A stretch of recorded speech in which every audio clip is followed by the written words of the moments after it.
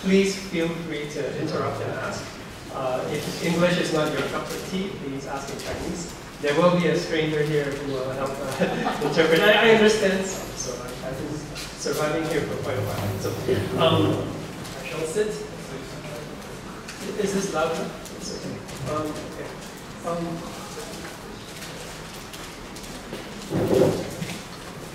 So just a very quick introduction about myself. I am a graduate of Harvard University, but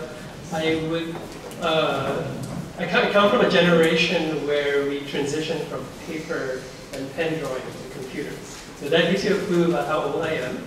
But my previous life was not in architecture. I was previously someone in economics, let's say, and finance.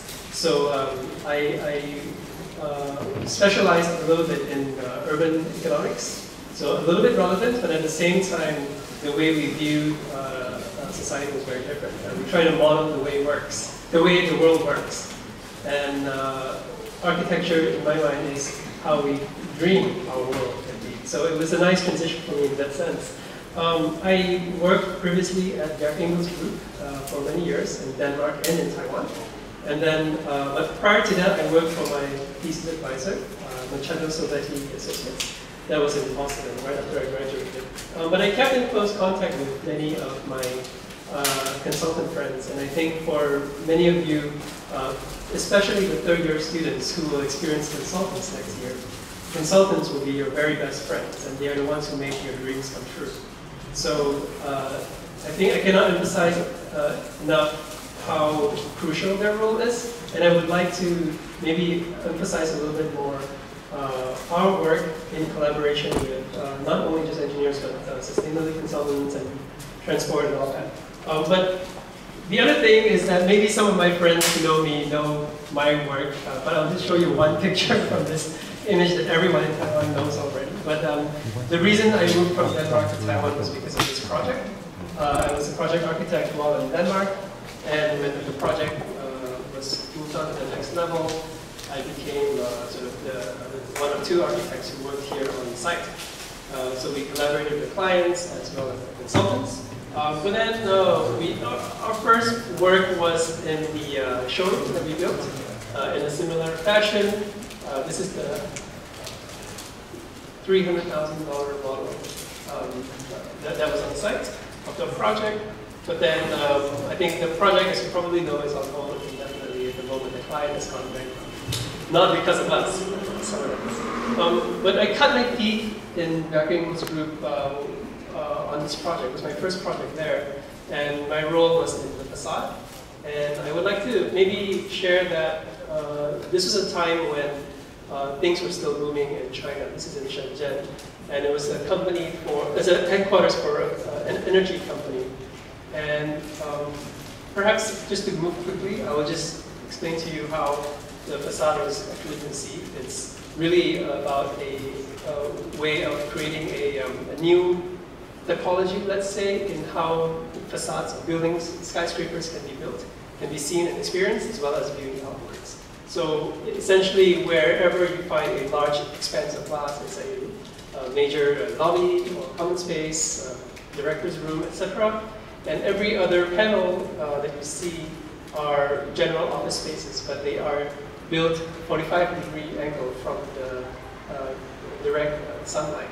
So there's never any glare, and there's never any overheating of the building. So in general, we could save at least 30 to 40% of the general energy cost. And in a way, that made me sort of was my major lesson in architecture, in that there are certain things that we can do that's beyond just making buildings, but that there could be an agenda in what we do, and it is up to us to pick such agenda. And for me personally, I had ended up in a company that was very big on sustainability and our environment, and that's sort of how we went around doing all of our projects. Here are two angles. We're seeing the same skyscraper from various parts of Shenzhen. And as you know, it's actually very similar to Taipei. And this is the building under construction. It was completed about 2 years ago, and the clients have since moved in and the interior is done. The really nice thing about this building is that it is very different from every angle that you see. In a way, it became my thing. I became the guy who did skyscrapers at Derek Ingalls Group. And I was also the guy who did Asia projects. So I was leading a team of about 10 to 12 people doing various projects. And one sort of major competition that we participated in was this in Kuala Lumpur. It is a master plan project as well as a 223 meter high tower. Excuse me, it's 281 meters. It is done with a master plan that was from a different company, and it was a coincidence that the company that won the master plan project was my previous company in Boston. So I had first-hand knowledge in the workings of the master plan, which we collaborated with Arup to complete. And then the tower itself, also in collaboration with Arup engineers. I have an interesting anecdote to this, in that the engineer who worked on this tower is Rory McGowan. Rory McGowan is the Arup engineer who worked on Taipei Performing Arts Center. And prior to that, he worked at the CCTV building in Beijing. When he finished the Beijing project, he was supposed to retire, but he couldn't. Life is just too exciting in Asia. So he came back and he worked with us on this project, which is located in Kuala Lumpur, my hometown. And it is part of a interesting triangle in that there is the Petronas Towers, the Twin Towers on this side. And then you have the the tallest hill, Kuala Lumpur Tower, communications tower on this side. And then our side would be down on this side. So it is a very interesting sort of scenario where we could play the typology of the skyscraper. This is just sort of a simple diagram to explain our process, but basically the tower is one that is inverted from a typical tower that grows smaller as it goes upwards. Because of the constraint on site, we are building a tower that is growing bigger as it gets upwards.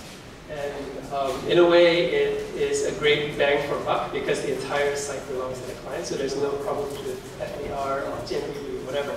But the cool thing about it is that it is a new way of forming a massing of the volume in the skyline. So we developed a scheme that could divide the building into several parts. Typical to a skyscraper design, you would have as many repeating floor plates as possible. We balance that with the economies of a skyscraper. But at the same time, you have different types of clients.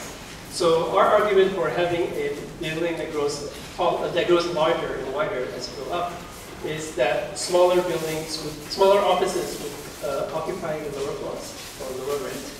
And then the larger volumes would be, let's say, medium-sized companies, and the large one at the top is actually for a single financial client. It's going to be the financial center of Kuala Lumpur. So one major bank will occupy this site, and at the very top we collaborate with a 6-star hotel client who would then rent the top of the space, and that would be a courtyard that sits on top of the building core. Then we could have a very nice sort of castle in the sky every day. We worked very hard on the facade aspect because, in a way, besides the structure of a building, the facade is everything for a building. So, in terms of costs and resources, we're allocating at least 40% of the building's budget just to facade alone to attain sustainability standards.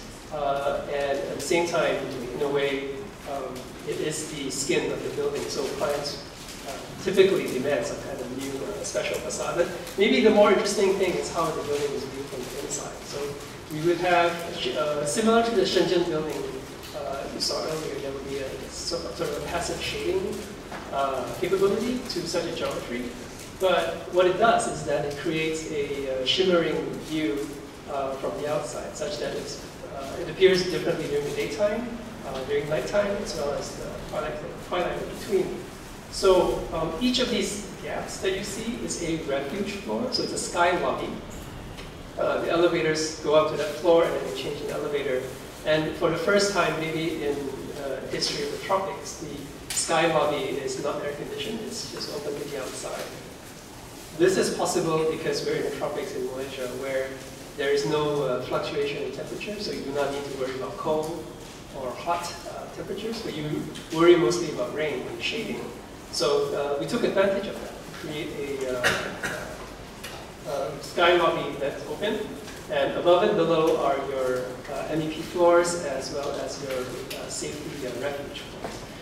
It allowed us to create this skyline that is, in a way, defined by voids, but at the same time defined by expanding volumes where they're not supposed to be, in a way, towards the top. So there was a lot of concern, of course, like, oh, this building looks really top-heavy, it looks like it's very unstable. And yes, they are very legitimate concerns, largely because in 1998 or 99, Malaysia adopted a seismic code that is not as stringent as Taiwan's, but there is a seismic code, largely because we experienced our first ever major earthquake in Kuala Lumpur. It's not major enough to knock buildings down, but it was enough to get the Petronas towers to sway, and people had to be evacuated.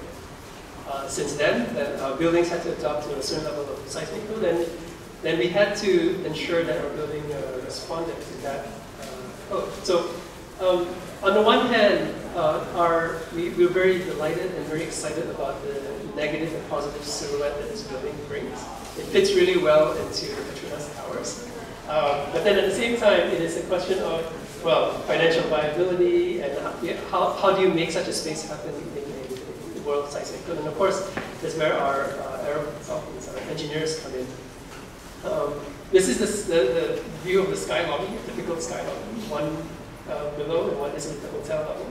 And then we would have a hotel view that's at the top, and you do not realize that you are 300 meters in the sky until you see you look through the voids towards the outside. We work very closely with the engineer from day one. From day one, we worked, basically hashed out the things that could work, that couldn't work. But in the end, I would love to share with you with our sketches between us and the engineers. And my students notice how important it is to be able to sketch your ideas very quickly on pencil and paper without any fancy diagrams. But these are how we communicated with our engineers. And what's really cool is that a lot of new ideas come from our conversations with them. And if you've already noticed, there are only 3 sections to this volume, which was arguably less elegant. But in the end, we adopted a 4-volume language. But we also worked with them to make this thing a realistic project from day one. So if I were to say, put my 1.2 billion ringgit money into this project, it could be built right away. Sort of that's the goal we're aspiring for. But if anything, the engineers had to, within the 4 weeks of the competition, had to determine not just dimensions and viability, but as well as the possibility or a sway, in this case, the sway test for such a tower. So it became a very good exercise of design and engineering that went simultaneously. And people who've done skyscrapers in this room will know that if you were to design without the engineer, you will fail on day one. So this is sort of how we approach all our projects, which is this integrated design methodology. Another project for a skyscraper that was given was a project in Paris. This is La Défense, and then this is along the axis towards the old part of Paris. This project that we worked on is a competition for Saint-Gobain. Saint-Gobain is one of the largest construction materials company in the world. They provide mostly glass, but they are everywhere in the world. But they were trying to build a new skyscraper, a new tower on site. And these are all our neighbors in the La Défense area. And they're all very tall, and they're somewhere in the middle. And our site is basically right there on the right side of the gate. Our role was basically to create a modern skyscraper or a modern office, but it's up to us to define what that means. And to us,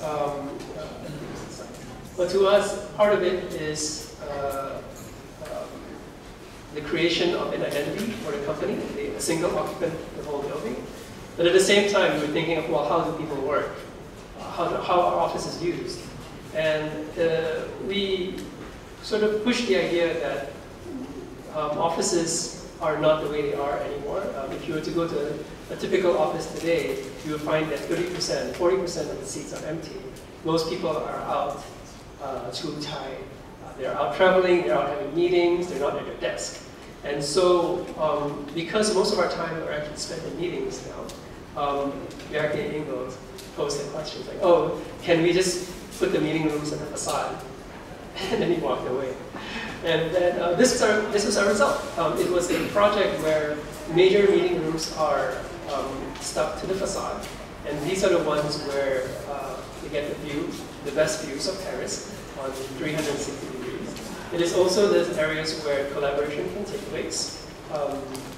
People can take their breaks. There are sort of terraces that they can come up to smoke, and they can also talk. And then we've created a series of meeting rooms where the landscapes are then connected from bottom all the way to the top. It is a interesting exercise because our main competitor was actually Lenzogia, who was going to build the Inversa. It was going to be the most typical office type building you ever conceived, so which is basically meeting rooms on the inside, all the office on the outside, and ours will be the complete inverse. So to share with you a little bit, this is a model that we made for the competition. We have basically, this is a 1 to 200 scale model, and it is done in such a way that it highlighted the kind of spaces what we think of as collaborative spaces. Not unlike an architecture studio setting that we're in today. It's really about meeting and talking and less about sitting and working at the computer. Of course, this preceded the time of COVID, so because of COVID, I think things are even more so today. Our landscape architects put together a scheme with us where we define the building as like a mountain, and there would be various strata plants that could inhabit various parts of the tower as it go up. The building became almost iconic to us in our way because not the fact that, well, it did not get built in the end, but it was iconic internally because it became, in a way, a hallmark of how we do buildings, in that skyscrapers, again, do not have to be the way they are today, but they can sort of do more than one thing, and then it's just a house of occupants internally, but really it is an outward presence or a civic duty that a skyscraper has. So, in a way, we've developed many ways of communicating the project. Here is just a section of the film where we show the feelings. And this sort of thinking somehow ended up becoming a sort of a way for me to start my other European project that I was working on, which is the shortest building in Europe. Well, the tall building in Europe. It's really just about 40 meters high. And but we've inverted it on the side. It's actually one of the tallest, longest buildings in Europe. And this is the site in Stockholm, Sweden. It's somewhere in the middle, right there. It is the Stockholm's World Trade Center. And unlike every World Trade Center in the world where they were trying to hit tall towers and anything that is a super tall, our building was from a 1986. Construction by a fairly famous Swedish-British architect. But our task was to develop a building on top of another building, which is this old building down here. It's the World Trade Center of Stockholm. And our task was basically to find a way to double the floor space of this building. All our competitors built towers and proposed demolition, and we were the only ones who proposed an adaptive reuse of the existing building. Part of it was, in a way, because of love of our existing building. And the part of it also was that there was an opportunity to make a statement, and that the most sustainable form of building is to preserve and to reuse. And I think we really wanted to push that agenda, and I think it resonated really well with the client. And it became scheme that allowed us to win this project. It was, in a way, a little bit on false pretense, I can tell you, privately, that the client thinks, oh, adaptive reuse, I only need to build half my site, and so hence, it's going to be half the price. No, it doesn't work that way. Oftentimes, adaptive reuse buildings, they cost more, they require more resources, and are basically more difficult. But if we consider the resources taken from the environment as well as resilience, protection from the future climate changes, then this is a bargain. We're doing essentially two things for the price of one. We're protecting the future as well as building more volume for present day use. So this was the story that, at least the narrative we pushed to the client, and it allowed us to win, of course. And then one sort of concern, let's say, is that the building looks scary. It's a top-heavy building. It's unclear how it would work. It is not usual, and it's bigger at the top and smaller at the bottom. Will it work? Will it stay? So again, on this side, we worked with Adams Kara Taylor, AKT. For those who worked at Zaha Hadid, you know AKT. They're one of the best engineers in the world, based in London. And they worked with us from day one to develop a scheme such that the existing structure of the building can be reinforced while occupants remain in the building. So there is a proposal for how people can continue to work. Not a single day is lost. All columns reinforced, all beams reinforced. And when all that is done, then a new building can be constructed on top. The other aspect is the sort of fear factor. How does the building look from afar? And yes, from the sky, it looks like a strange object. But the interesting thing is that from the ground, it looked like a completely normal building. And in a way that really sealed the deal for us, that essentially is how we won the project. That we could do all of these things and maintaining sort of a more conservative outlook for skyscraper, for this building. This is what the interior looks like. And then there is a open office courtyard space at the top. And we used the time to pay homage to the architect of the building, as well as other famous architects in our renderings. Another, very briefly, a quick project that I did for a different company, Machado Santana Associates. This was right after my graduation. Is a site in Beirut. I thought it would be fitting to talk about Beirut today because of what's going on in the Middle East. I was very fortunate. I got to visit the site three times. In Beirut, if you've been there, is an eternal war zone. Today, there is a company that works really hard to restore what they call the Paris of the Orient, one of the most beautiful cities in the Middle East. And the sad thing is that if you were to go to Beirut today, it is riddled with bullet holes. It is craters from bomb explosions here and there. And maybe the first thing that you see as you enter the site is, the second thing that you see as you enter the site is a hotel where the entire facade is blasted off. And that was the remains of the bomb blasts that happened when Prime Minister Rafiq Hariri was there, and he was assassinated. And it's very touching for me because when I was there, I have friends who have who was affected, let's say, by his bomb blast. But the first thing that you see as you enter the site is a refugee camp from the airport all the way to downtown. And it's run by Hezbollah, and it's full of, let's say,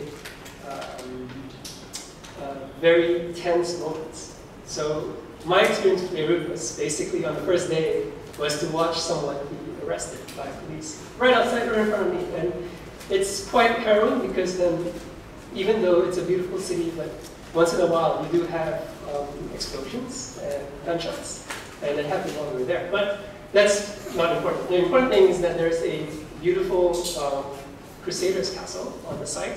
It is, our task was basically to preserve the building. It is about 1,800 years old. But what was interesting was that during excavation, this building that you see over here was before excavation, and what you see right now is that. And our task was to basically propose a landscape that would work with archaeologists to preserve the site and turn it into a new park or landscape tourist attraction. But upon excavation, we dug maybe about 2.5 to 3 meters, and we hit at least 5,000 years of history from this point to this point, basically down to the pre-Egyptian time, Mesopotamians and all that were on the site in this area. Essentially, it is an important site in Beirut where the trading was taking place. So each time an invading force defeated the existing force, they would demolish their buildings and then turn them into rubble to become foundation for the next building. And that happened multiple times, and you can see all these layers here.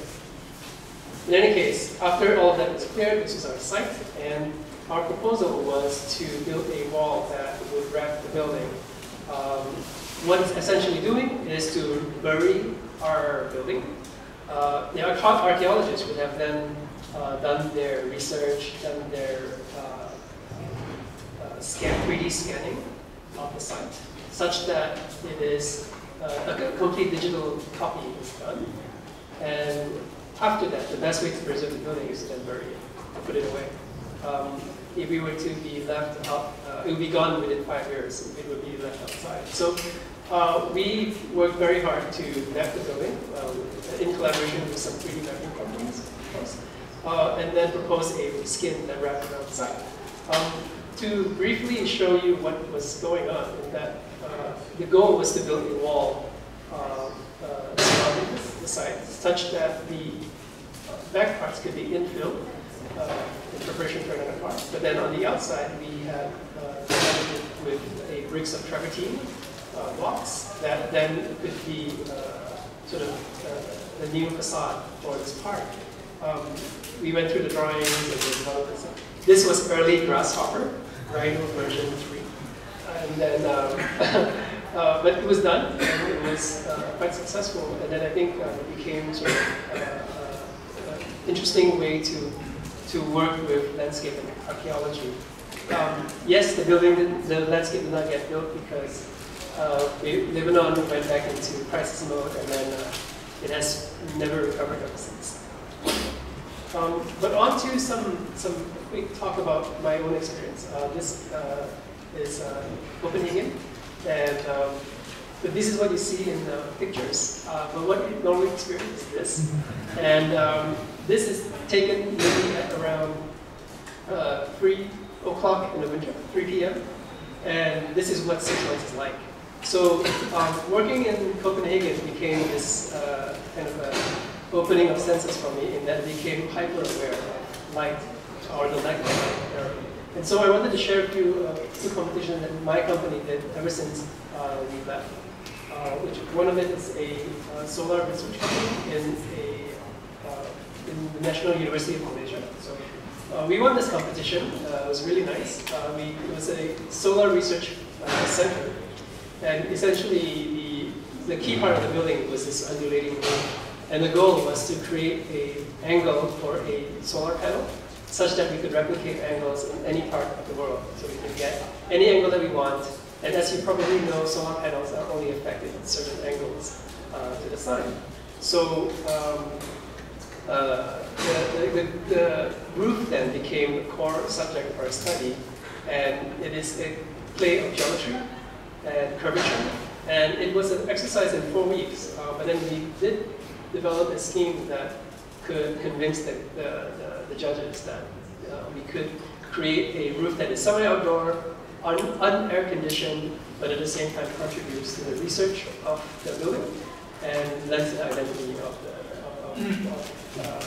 what the university is trying to do. So it became, we won. Still trying to build it. But it became a impetus. We, in a similar time, we developed a scheme for another competition, which we did not win, but it is a competition that was trying to do shading instead. And the shading is basically done as a way to create passive cooling for a building, also in Malaysia. But then the idea is that any public space, any open space like we experience right now, is un-air conditioned. And this is quite controversial in Malaysia. As I mentioned earlier, Malaysia gets up to 32 degrees Celsius all year. So there's no comfort, especially with the high humidity. There's no sort of way to create an indoor space that's comfortable without air conditioning. However, the trick is through natural ventilation. And again, working with green building consultants, we could develop a system that could naturally ventilate the building through stack effect. So all the hot air could be funneled upwards and cool air would be constantly fed from below. The building could achieve our LEED Silver status through this, in a way, some sort of a section way of doing things, but at the same time through these other rain harvesting and all of that. But I won't get into that much detail. But the most important thing I think I wanted to say was that the building could be clad in a structure that is not really a facade.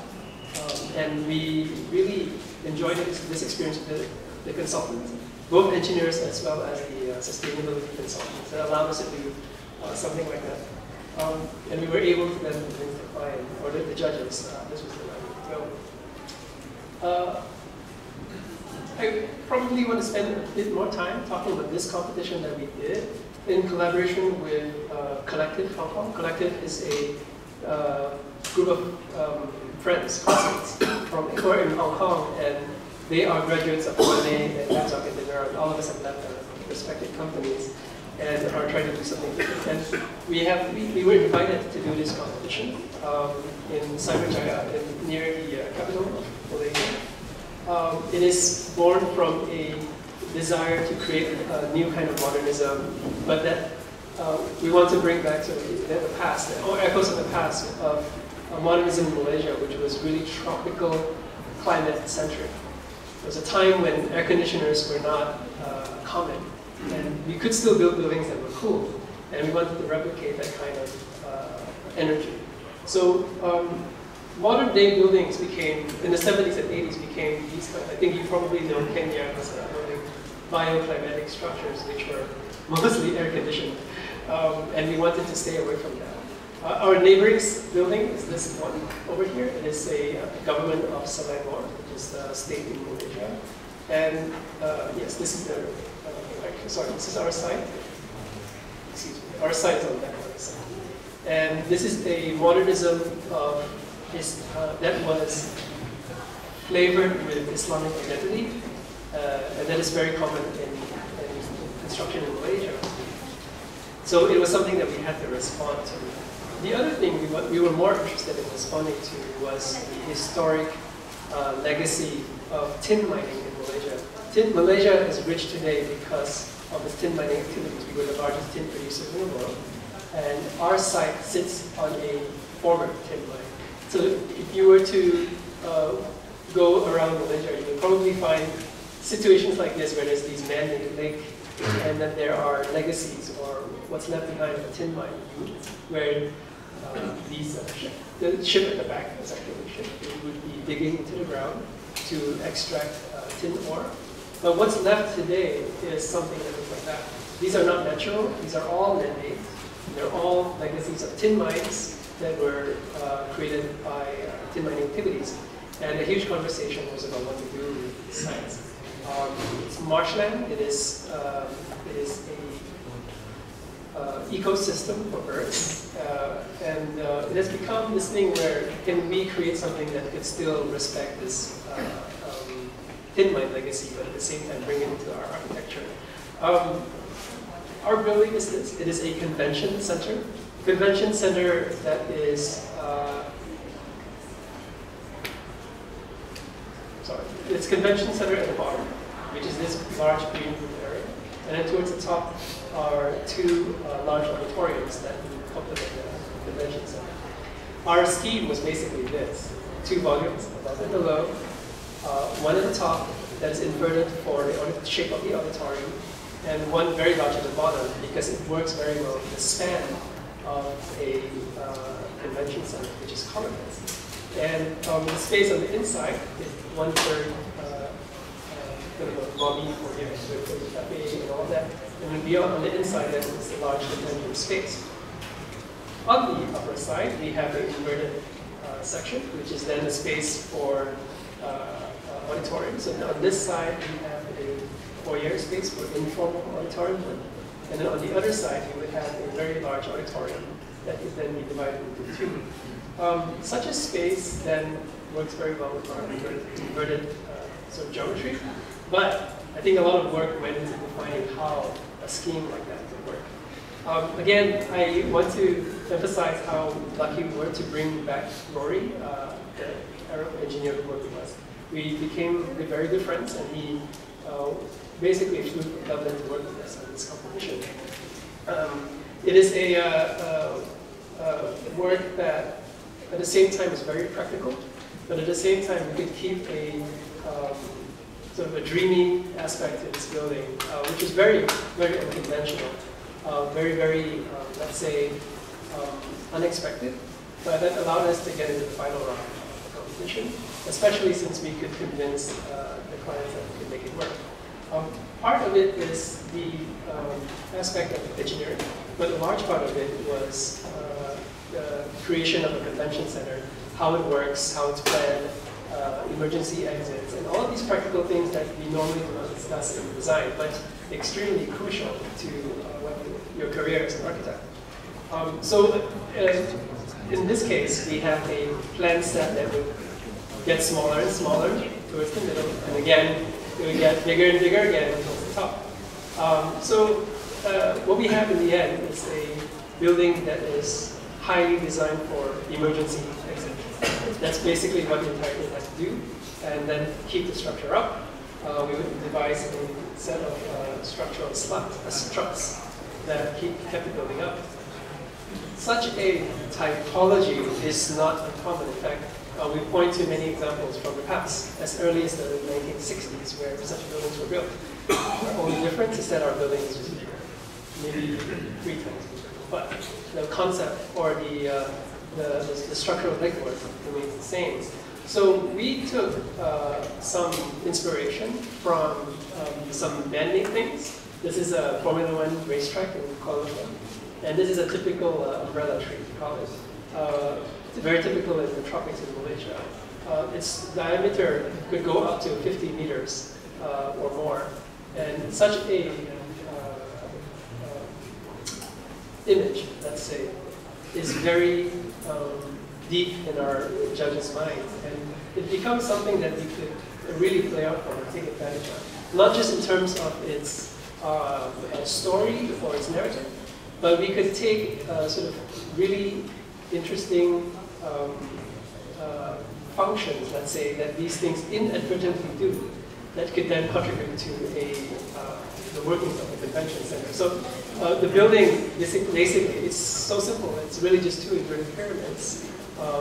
One with structure that's holding the top pyramid up, and one sustaining itself and keeping itself from tipping over. This is done largely through a large super core in the middle. And we put together a very simple diagram for the client to understand, which is basically, here's our auditorium. We want to maximize how much space you can get. So, but we're afraid that it will tip. So what do? We give it a big fat base. And the big fat base is going to buttress the whole building up, and then the building will be secure structurally. And in order to prevent it from tipping over, we would then create a structural strut that work in tension. And they work in tension. And to describe this a little bit more, our engineers put together these diagrams such that the buildings basically has its weight, and it also has a span that it needs to work with. So whatever that you see in red is holding up the weight of the people listed, and the entire building thought of as maybe a superstructure, or maybe the space frame structure out of concrete could be rigid on its own. And to prevent it from tipping, the tension members, very slender columns, work in tension, not in compression, in tension. That is why they could be so thin, and it allows us to build a building this way. So as I mentioned earlier, there were seismic forces that we had to work with, earthquake forces. But we also had to work with typhoon and hurricane forces. So we allowed the engineer to do their work, and they said, okay, you know, it work, and it became a scheme that we could then produce and present to the clients. It was very nice in that it also would, as a story, that it is a building that is inspired partially from these Malay tops. These tops are, maybe you see them in ancient China, but these are tops that were brought out to Malaysia. But it became a competition where who could spin, to see who could spin it the longest. And then you pick it up. And then the geometry, in a way, worked very similar to that, by having the building be in equilibrium at all times, but the building would then be structurally sound. And finally, as a homage to our tin mining sort of legacy, we wanted to build a building facade in something similar to in a silver color. And to really send the message home, we built a model out of tin. This very, very heavy model made out of entirely metal. So it was done, and then we presented the scheme. And yeah, we're down to final 3 of this project. We were a bunch of kids against some very distinguished gentlemen. I think I'm going over time, but perhaps just as a quick story about a competition that we built. It is not a skyscraper, it's not about sunlight, but it's really about resilience and flexibility. It is a site in Korea. It is a former shipbuilding site that is been going down ever since China became the world's superpower in shipbuilding. Our site was really about a proposal on how we can reinvigorate this site and turn it into a destination that could be used all year round. I think to make it relevant again for Korea's tourism industry. What I wanted to show you was a map like this, and that this is what it would look like in 10 years, completely submerged in the water. And our goal was to build a building that, build a system, let us say, that could keep tourism going on for a longer period of time. And our scheme was a series of floating docks. In a way, it is a floating city inspired from these sort of floating structures that were that exist from, say, 50 years ago. But these are all built on individual pontoons. So these pontoons are basically flotation devices. And we essentially made an entire planning of the city in that fashion. So here's the site in a sort of when they were under construction, this shipbuilding area. And then this is a similar sort of setup that we wanted to build. Many things would be preserved, things that are relevant to the historic nature of the site. But then there'll be other parts that can then depart. So these pontoons would then leave.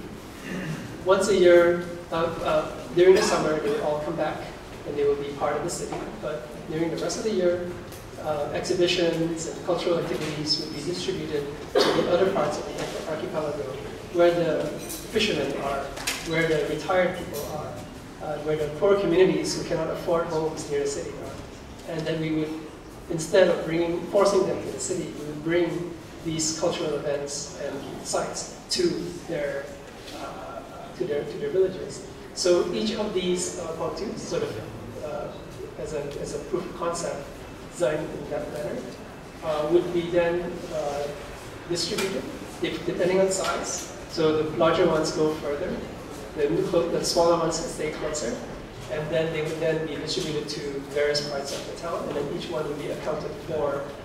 We would develop a time schedule for each of these pontoons to overlap, so that when they come back, they would all take turn to come back and then take turns to leave as well. It became quite a nice project. We got a 3rd prize for it. We went into an exhibition and became sort of something that we could continue to think about in terms of urban design. Again, not in terms of how it could just look like or work as a city, but how it also how it could be something else. How it could potentially help with resilience as well as climate change in the future. So this is the site, and then this is what the concept of it. One other project that we did or built is this site. It is quite different from our other projects. It is a factory project we found ourselves working on. It's in Vietnam, and project. This is the site, and we were tasked with this large area, which belongs to a shoe company from Taiwan, who are building factories, software factories in Vietnam. Currently, they own this land, and that houses about 90,000 people. On the other plot across the site, they have 220,000 people. They are the largest employer in Vietnam, and maybe you can guess who they are. But they make shoes, and that's what they do. And our task was to build a R&D center, which is connected, plugged in to their factory city. And the R&D center is a location for shoe designers from Nike, mainly, they do their design in Oregon, and then they come to Vietnam. They work with the manufacturers, the OEMs, let's say, to turn the shoe concept into something that can be built through their production line. So our building is essentially an R&D center above, and a production line below.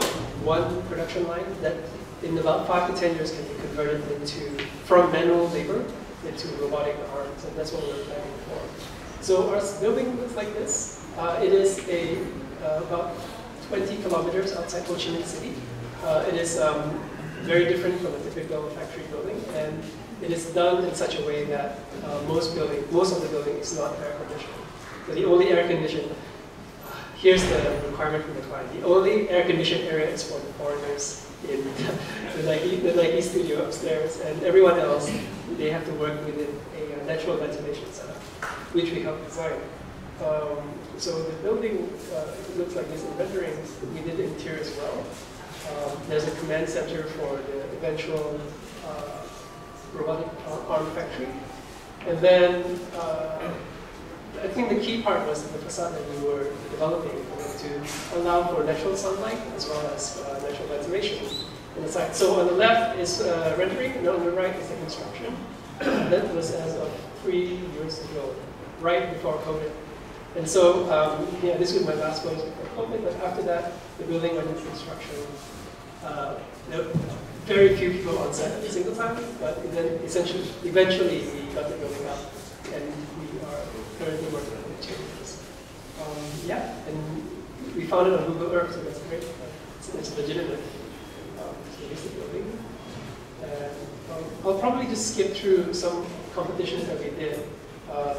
Again, this is in Malaysia. This is for a MRT link between Malaysia and Singapore. It was also in collaboration with ARIC. We find ourselves working very much with them. And then we developed them into a concept. But I think for many people, I would like to share an interior project. This is our smallest project. And that is part interior design, part furniture. It is for a patisserie, so it's a baking studio for custom cakes. That's all there is to it. And our client is very, do whatever you want.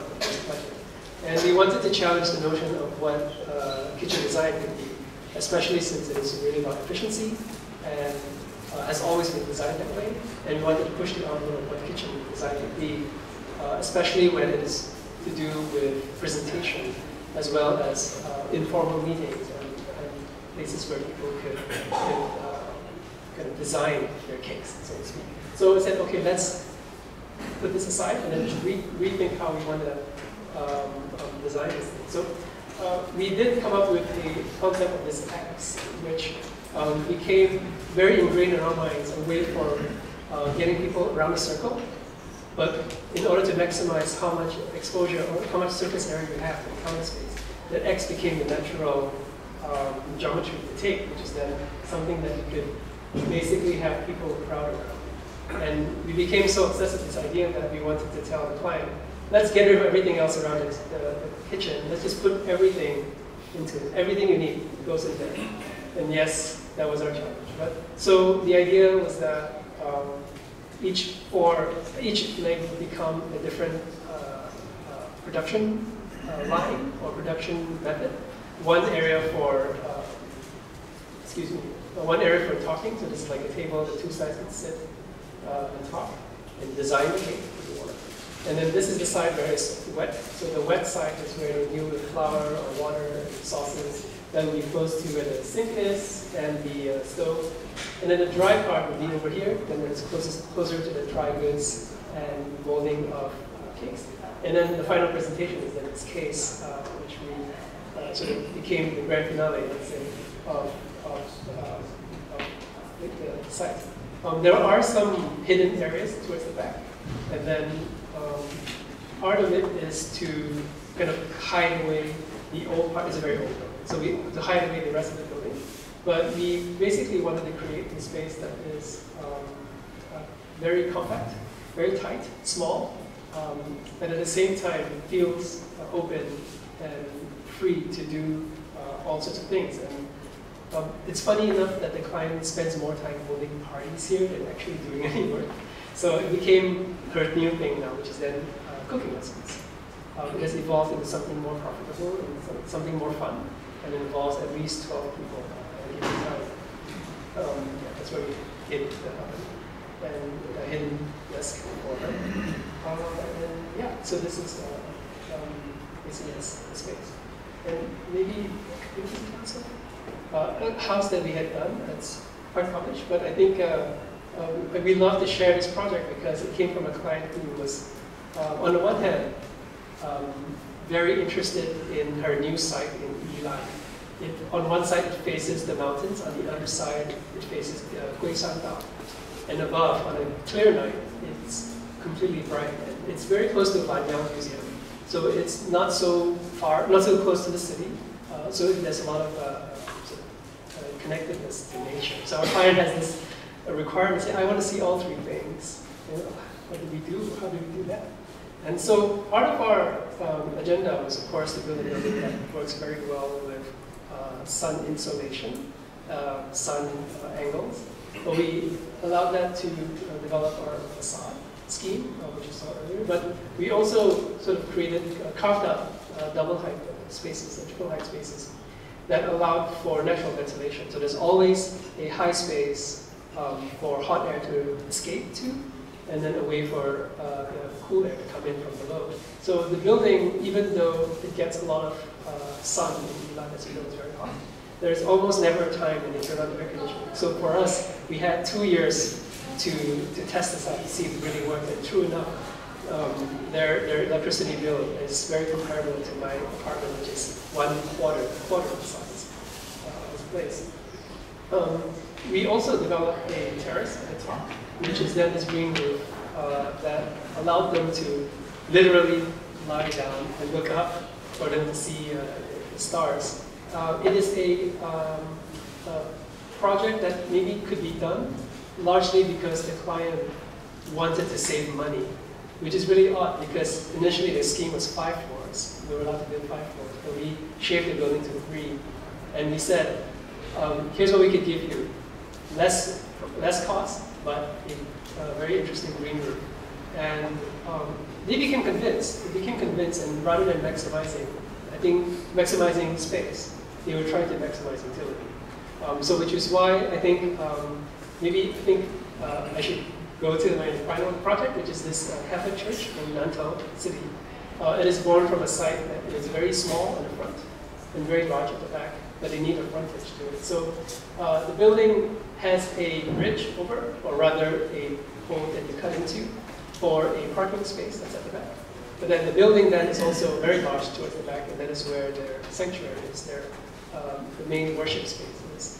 You enter through a small vestibule that is open to the air, and there's a small olive tree, so then they have some kind of reflection before they enter inside. In the basement, there is a private area for funerals and private meetings. Towards the top, there is a skylight that divides the building into 2, to which there is a quarters for the monks and the priest to live. And then there is a open double height space for the worship space, which then looks like this. This space then is maybe very familiar to the locals who live here, because the story for this church is that they were, the building was came down because of Jiu-Yi earthquake, and they've had a temporary building ever since. They've never had a new building then, and this was the mission, to build a new building for them.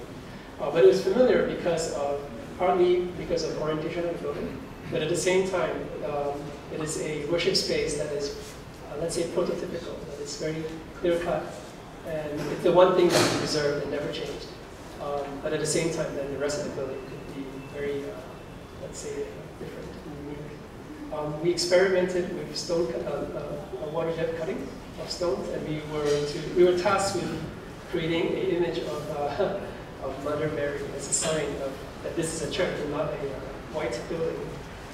So we developed this rasterized version of a Mother Mary that is then cut from stone, and each one is then inserted into the concrete formwork. And the building has been on hold ever since COVID, and has been in fundraising mode ever since. Here are some elevations. This is what it looks like today, and hopefully in a few years we can do something about it. Thank you very much.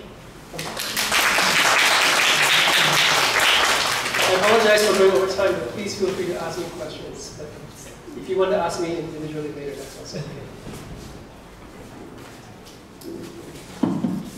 So, because we are over time, I want to open it up to the student group first to see if there are any questions that you guys have.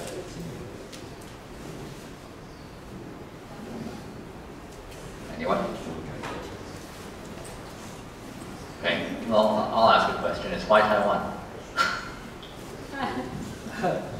Why Taiwan? That's a great question. Before we moved here, my wife / partner and I actually decided, hey, maybe we want to move to Asia. We felt that we could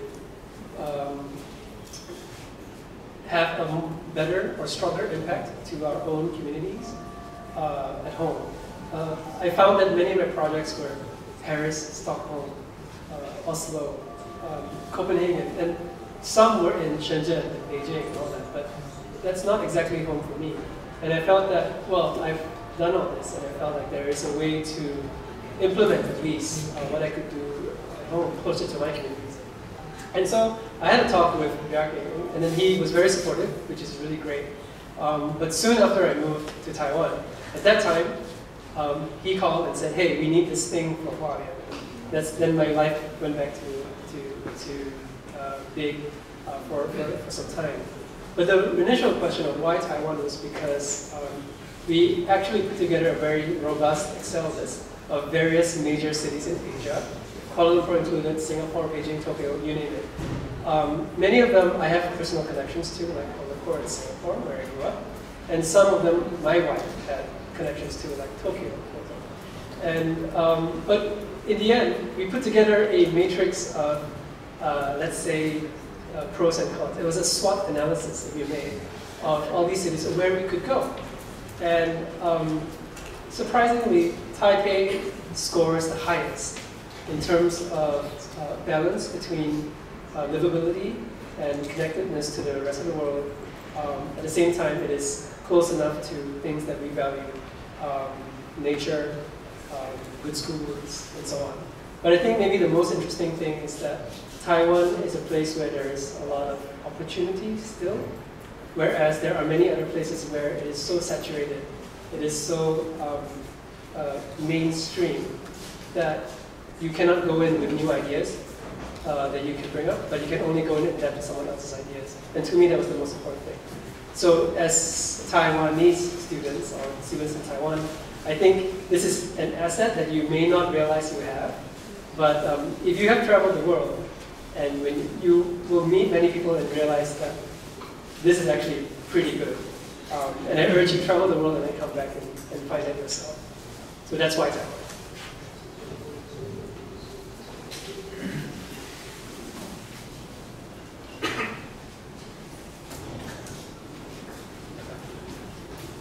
Since no one's asking questions. So now that you've been here for a while, what's the most surprising thing that you've encountered since practicing in Taiwan? The most surprising thing for me as an architect, as a practicing practitioner, is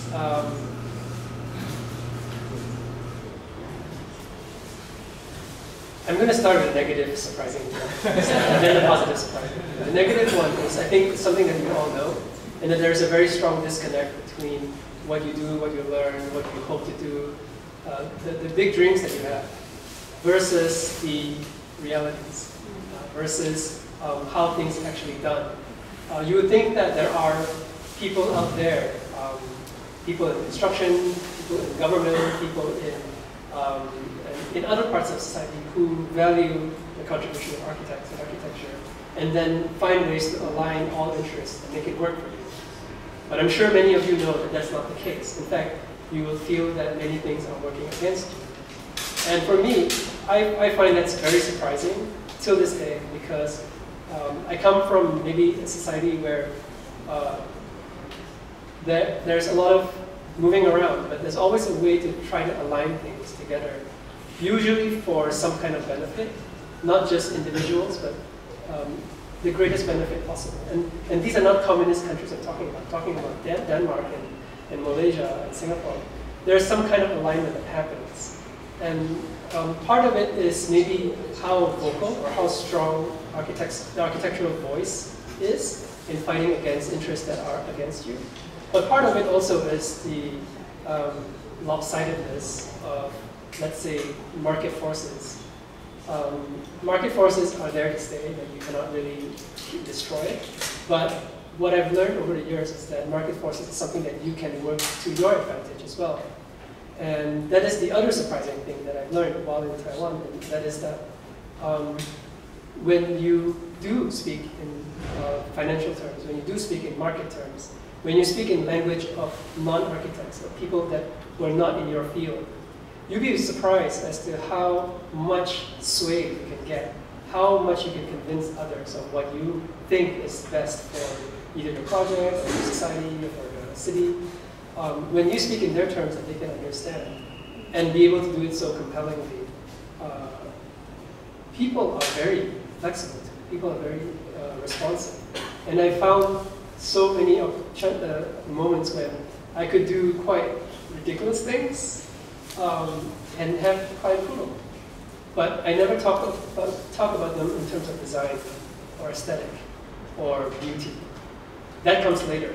You talk about what they value most, or what they are most concerned with. And then you have a conversation. But when you talk, in Malaysia we say, maybe you say the same thing, it's kaitong. It means the chicken and the duck talk to each other, then nothing happens. But when you talk to this language, then everything happens. And you'll be shocked as to how much you can do.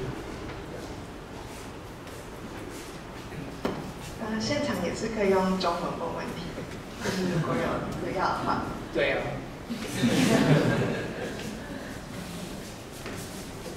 There's like a question that I would like to ask. Since I noticed that in every case you have a very clear narrative, like storytelling narrative, and I was like really curious, as in the case of the inverted pyramid, was that after the design was completed, or was that narrative already ingrained in the design process? Or I would answer that by saying first that the design process is never linear. I think this is something we all know but never really think about, is that it is never from A to B, and it's always A to B to A to A to B. It's a back and forth process. It's never ending. And one of the benefits, one of the cons of doing this is that it's really inefficient. It is time consuming, it's very frustrating, but we all know that, and that's the reality of design.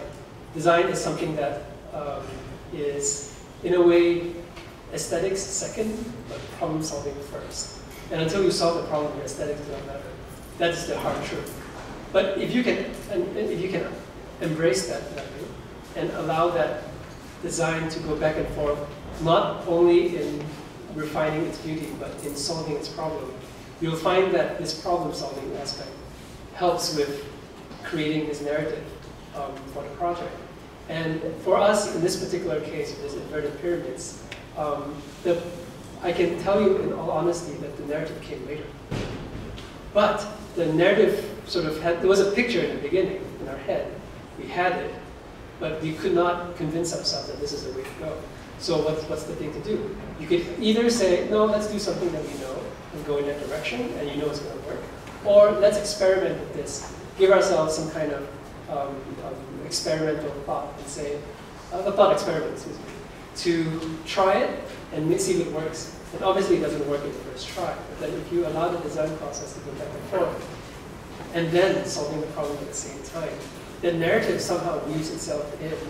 There was not a single moment in time when we said, okay, this is a narrative day, let's insert the story. No, it's never like that. It's always kind of working its way slowly into the project, and then over time it gets refined as a narrative in tandem together with the rest of the project. And I think that's sort of the most honest way I can tell you about how our design process is. Okay, thank you. Thank you for asking the question. It's a tough one. 现场还有